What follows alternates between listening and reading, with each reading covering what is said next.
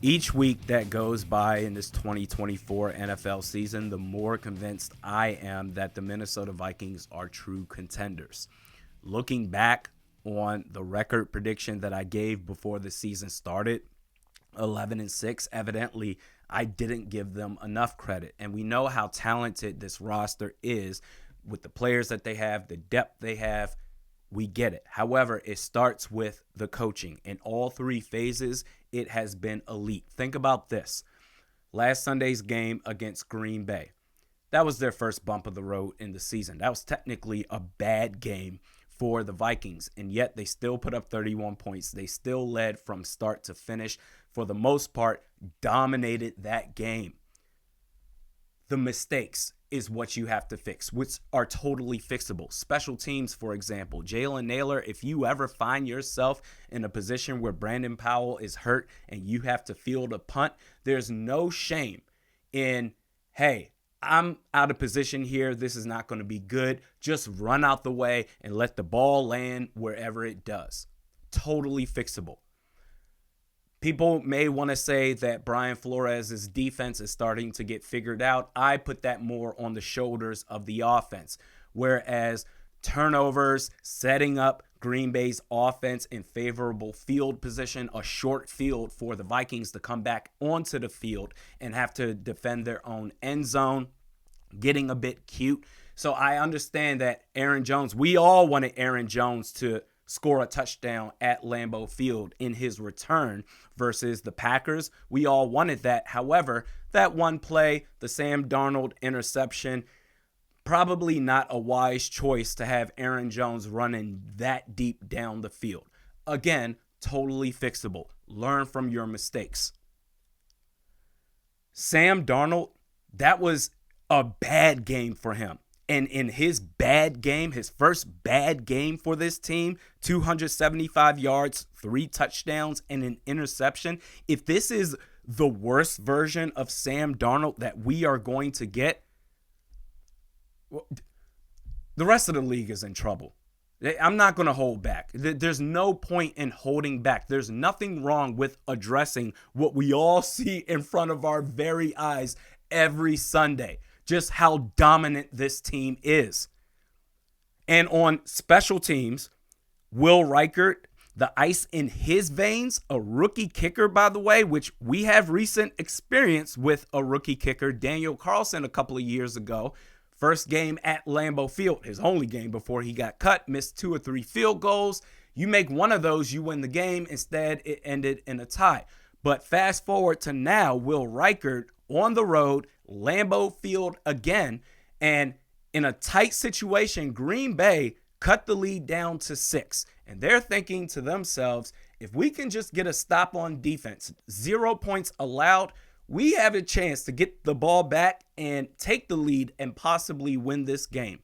Will Reichert, what does he do after the offense moves the ball down the field? Makes the field goal, a 2-score game, 9-point lead with 6 minutes, 50 seconds left to go. And here's the beautiful part of all of this with the Vikings. The gauntlet of the schedule is done.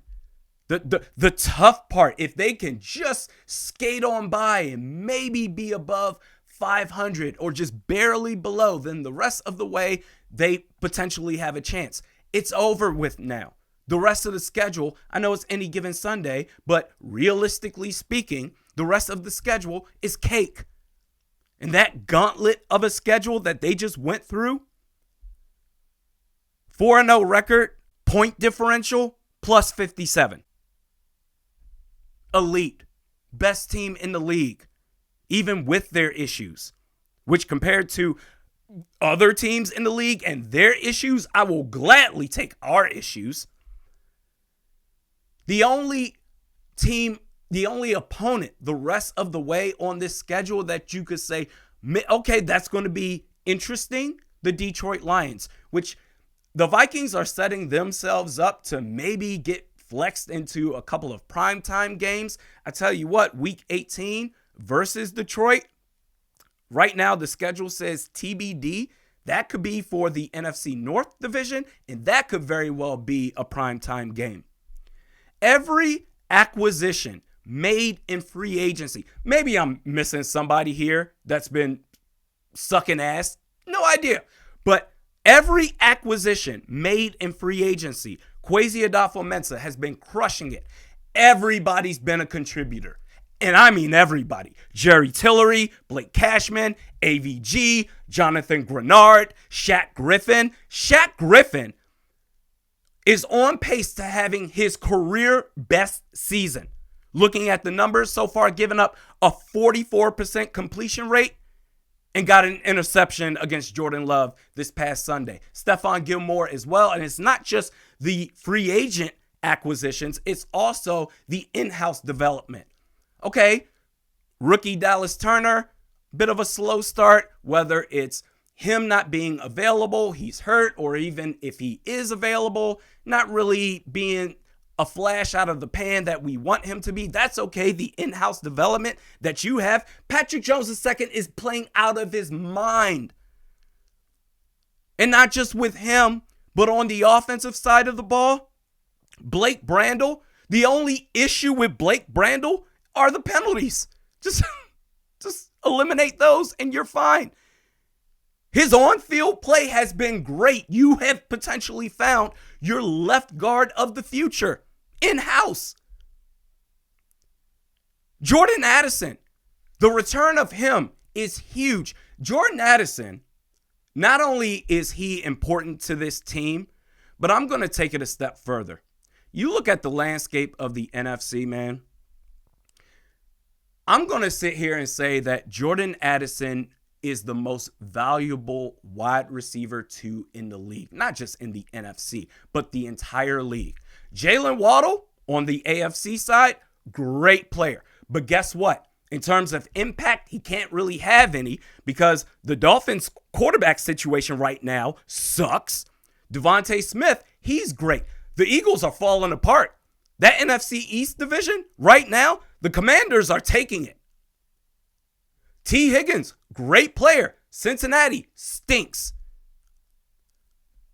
Impact, talent, the value, wide receiver two. Oh, that's Jordan Addison. He's number one on that list. And we say this so often, but it still holds true. You're eventually going to get TJ Hawkinson back. You're going to get better each and every week, whether it's through game planning or players getting better throughout the course of the year or good players, impact players returning to this team that you didn't have before. You didn't have a strong run game last year. You certainly have one now in Aaron Jones. Brian Flores, his ability to make a tailor-made game plan for each particular opponent and exposing their particular weaknesses. The Vikings are contenders this year. I'm embracing the crazy of being a Vikings fan. I certainly invite everyone else to do the same.